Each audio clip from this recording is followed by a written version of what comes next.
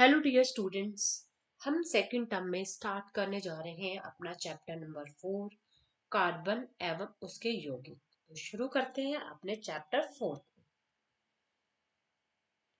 Carbon जो है एक अधातु है और कार्बन की जो परमाणु संख्या है बच्चों वह है 6।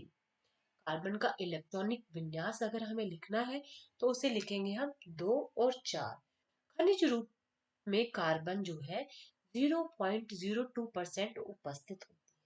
वही वायुमंडल में कार्बन डाइऑक्साइड के रूप में कार्बन 0.03% पाई जाती है।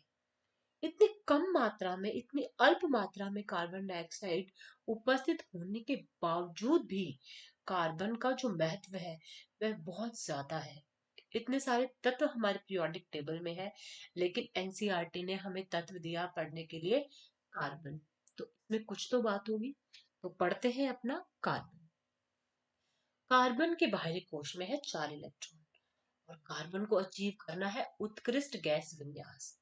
अब कार्बन या तो 4 इलेक्ट्रॉन प्राप्त करेगा या 4 इलेक्ट्रॉन को खो देगा। अगर वह 4 इलेक्ट्रॉन प्राप्त करके ऋण आयन बनाता है तो क्या होता है? तो इसके नाभिक में 6 प्रोटॉन हो जाएंगे और इसके पास हो जाएंगे 10 इलेक्ट्रॉन। के लिए हो जाएगा मुश्किल यौगिक बनाना, तो ऐसा ये नहीं कर सकता।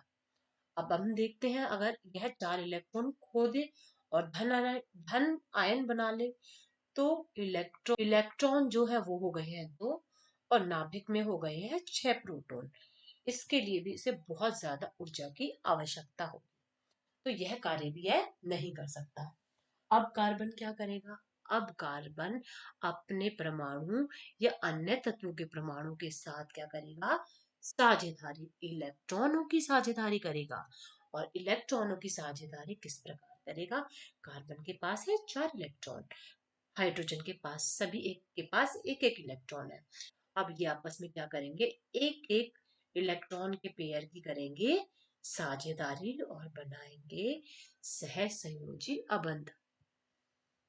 इस प्रकार दो परमाणुओं के बीच में इलेक्ट्रॉन के एक युग्म की अगर साझेदारी होती है तो इस तरह से बनते हैं सहसंयोजी अबंध। अब ये जो सहसंयोजी अबंध है, ये जो यौगिक है, इनके गुणधर्म क्या होंगे? इनके अणुओं के बीच में तो होता है प्रबल अबंध, लेकिन इनके अणुओं के बीच में, अणुओं के अंदर तो होता है, भीतर तो प्रबल अबंध होता है, लेकिन अंतरा अणु अणु जो इनका बल होता है वो काफी दुर्लभ होता है और इसी वजह से इनका पथनाक और गलनाक जो है बहुत कम पाए जाते हैं। दूसरी बात अगर हम करें, क्योंकि यहाँ पे हुई है इलेक्ट्रॉन की साझेदारी और इलेक्ट्रॉन के पास कोई आवेश नहीं है, इसीलिए ये विद्युत के क्या कहलाते हैं? कुचालक। ये विद्युत को कंडक्ट नहीं करा पाते हैं, विद्युत के होते हैं कुचालक। बात करते हैं कार्बन के अपर रूप की या किसी भी तत्व के अपर रूप की। कार्बन या किसी तत्व के ऐसे विभिन्न रूप जिनका रासायनिक गुणधर्म समान हो और भौतिक गुणधर्म हो अलग। भौतिक मतलब इसे देखिए और इसे देखिए, देखने में दोनों क्या है? अलग, यानी भौतिक गुण है अलग, लेकिन दोनों को अगर हम जलाएं तो बनेगी कार्बन डाइऑक्साइड, यानी रासायनिक गुण है समान। ऐसे तत्व कहलाएंगे अपर रूप। कार्बन के दो अपर रूप, हीरा और ग्रेफाइट। हीरा सबने देखा है, क्या ग्रेफाइट को सबने देखा है? हाँ, देखा है। आपकी पेंसिल के अंदर ग्रेफाइट। हीरा जो है सर्वाधिक कठोर होता है और ग्रेफाइट होता है चिकना और फिसलनशील। ग्रेफाइट विद्युत का सुचालक, हीरा जो है विद्युत का कुचालक। हमारे जो सेल होते हैं उस सेल के अंदर एक जो रॉड होती है वह ग्रेफाइट की बनी होती है। तो ये हमारे दो कार्बन के अपर रूप है।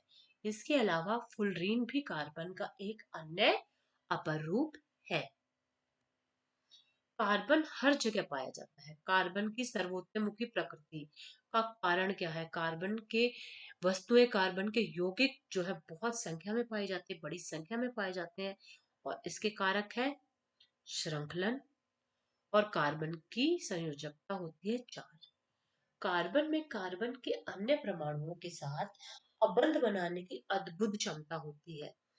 यह एक कार्बन के साथ सिंगल बॉन्ड से, डबल बॉन्ड से, ट्रिपल बॉन्ड से जुड़ जाता है और इसे कहते हैं हम श्रृंखलन। वही कार्बन की जो संयोजकता है वो 4 होती है, इसलिए कार्बन 4 अन्य परमाणुओं के साथ क्या करता है, मिलकर अबंध बड़ी आसानी से बना लेता है। इसलिए इसके जो यौगिक है वो हमारे आसपास पाए जाते हैं। कार्बनिक यौगिक, ऐसे यौगिक जो बने होते हैं कार्बन के, कहलाते हैं कार्बनिक यौगिक। सबसे पहले 1828 में पैट्रिक वूलर ने अमोनियम साइनाइड से यूरिया बनाया था। यह पहला मानव निर्मित कार्बन यौगिक था। हाइड्रोकार्बन, हाइड्रोकार्बन यानी कि हाइड्रोजन और कार्बन से बनने वाले यौगिक कहलाते हैं हाइड्रोकार्बन। हाइड्रोकार्बन का पहला वर्ग है संतृप्त हाइड्रोकार्बन, यानी ऐसे हाइड्रोकार्बन जहां कार्बन और कार्बन के परमाणुओं के बीच होता है एकल सिंगल बॉन्ड, कहलाते हैं संतृप्त हाइड्रोकार्बन। एल्केन इसका एक उदाहरण है। बात करते हैं असंतृप्त, यानी जिसे और हाइड्रोजन चाहिए, कहलाता है असंतृप्त हाइड्रोकार्बन। यहाँ कार्बन और कार्बन के बीच में द्वि और त्रिअबंध पाया जाता है। एल्केन का सूत्र है CnH2n+2 और ये इसके तत्व है मीथेन, इथेन और प्रोपेन। सभी में सिंगल बॉन्ड प्रेजेंट है। बात करते हैं एल्कीन की, CnH2n, और सभी के बीच में पाया जाएगा, सभी के बीच में नहीं, कम से कम एक कार्बन, दो कार्बन के बीच में आपको सिंगल डबल बॉन्ड जो है देखने को मिलेगा। एल्काइन, यहाँ पे कार्बन कार्बन के बीच में कम से कम एक आपको ट्रिपल बॉन्ड त्रिअबंध देखने में मिलेगा और इसका सूत्र है CnH2n-2। अब हम वल्य फॉर्म में भी हाइड्रोकार्बन्स को देख लेते हैं और इसका एग्जाम्पल है बेंजीन, C6H6। एक के बाद एक, एक के बाद एक, एक के बाद एक डबल बॉन्ड आपको देखने को यहाँ पे मिलता है और यह डायग्राम आपके पेपर में ड्रॉ करने के लिए आता है। आप इसे ऐसे भी ड्रॉ कर सकते हैं और ऐसे भी, दोनों तरीके से ड्रॉ करना, बनाना सही कहलाएगा। आप इसमें से एक भी ड्रॉ कर सकते हैं। बात कर लेते हैं प्रकार्यात्मक समूह की। हाइड्रोकार्बन की जो श्रृंखला है वहां पे तत्व जो है एक या एक से अधिक हाइड्रोजन उसको प्रतिस्थापित करके जो है एक विषम परमाणु वहां पे आ जाता है। यह विषम परमाणु की वजह से या प्रकारात्मक समूह की वजह से जो ये यौगिक है, वह जो यौगिक होगा उसमें विशिष्ट गुण आ जाएंगे और जो यह विषम परमाणु है यह कहलाएगा प्रकार्यात्मक समूह। अलग अलग प्रकार्यात्मक समूह इस चैप्टर में है। 17वें समूह के हेलोजन फैमिली के मेंबर क्लोरीन, फ्लोरीन, ब्रोमीन ये आ जाएंगे हेलोजन फैमिली से। और इसके अलावा हमारे होंगे बच्चे ऑक्सीजन फैमिली से अल्कोहल, एल्डिहाइड, कीटोन और कार्बोक्सिलिक अम्ल। समजातीय श्रेणी, अभी हमने जो प्रकार्यात्मक समूह पढ़े हैं, किसी एक प्रकार्यात्मक समूह के सभी सदस्य एक समजातीय श्रेणी के सदस्य कहलाएंगे। अब इस समजातीय श्रेणी के गुणधर्म क्या होंगे? सभी यौगिक जो होंगे उनका सामान्य सूत्र समान होगा। दूसरा, उनका जैसे जैसे आणविक द्रव्यमान बढ़ेगा, जैसे हम पहले यौगिक से दूसरे यौगिक, दूसरे यौगिक से तीसरे यौगिक में जाएंगे, तो जो उनके भौतिक गुणधर्म है उसमें क्रमबद्धता देखी जाएगी। यानी जैसे जैसे आणविक द्रव्यमान बढ़ेगा वैसे वैसे गलनांक और क्वथनांक भी बढ़ना शुरू हो जाएगा। ऐसे ही हम कह सकते हैं किसी विलायक में जो उनकी घुलनशीलता होगी वह भी इसी क्रमबद्ध तरीके से बढ़ती चली जाएगी। इसीलिए हम कह सकते हैं जो एक प्रकार्यात्मक समूह के जो समजातीय श्रेणी के जो सदस्य हैं उनके रासायनिक गुणधर्म समान होते हैं। पहले से दूसरे तत्व जाने पर CH2 जो है बढ़ जाता है। पहले तत्व से दूसरे तत्व में एक कार्बन बढ़ जाएगा और दो हाइड्रोजन बढ़ जाएंगे। वही एक तत्व से एक यौगिक से दूसरे यौगिक में जाएंगे तो 14U आणविक द्रव्यमान का भी अंतर हमारा बढ़ जाए। अब हम इनका नामकरण कैसे करेंगे?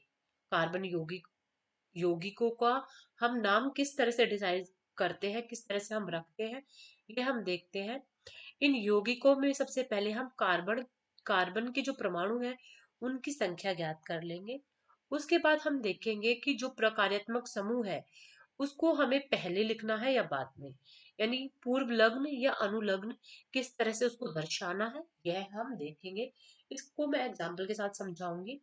उसके बाद हमें ये देखना है कि कोई स्वर या वॉवल्स जो है अगर आरंभ में आ रहा है तो उसको हम अच्छे से संशोधित करेंगे, वहां पे ई हटाकर और उसमें अनुलग्न को लगाकर उसका नाम करेंगे। और उसके बाद ये देख लेंगे कि कहीं पे एन इन या आइन किस तरह से हमें उसको लगाना है। उदाहरण देखते हैं।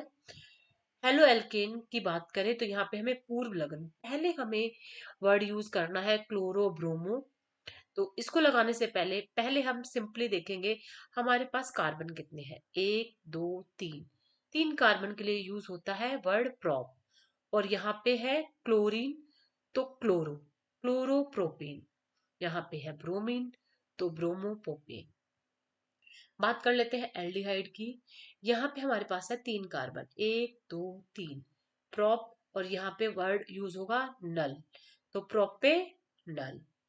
कीटोन की बात करें तो तीन कार्बन है, प्रोपे, वर्ड यूज होगा ऑन, प्रोपे नॉन। यहाँ पे सभी के सभी अनुलग्न है। बात कर लेते हैं एल्काइन की। यहाँ पे ट्रिपल बॉन्ड है, एक दो तीन, प्रोप, और ट्रिपल बॉन्ड है तो आइन, प्रोपाइन। तो इस तरह से हम इनका नाम डिसाइड करेंगे, नाम लिखेंगे इनका। और इस चैप्टर की रिवीजन हमारी कंप्लीट हो गई। अगर आपका कोई डाउट है तो आप उसे बता सकते हैं। चैप्टर समझने के लिए, वीडियो देखने के लिए थैंक यू सो मच।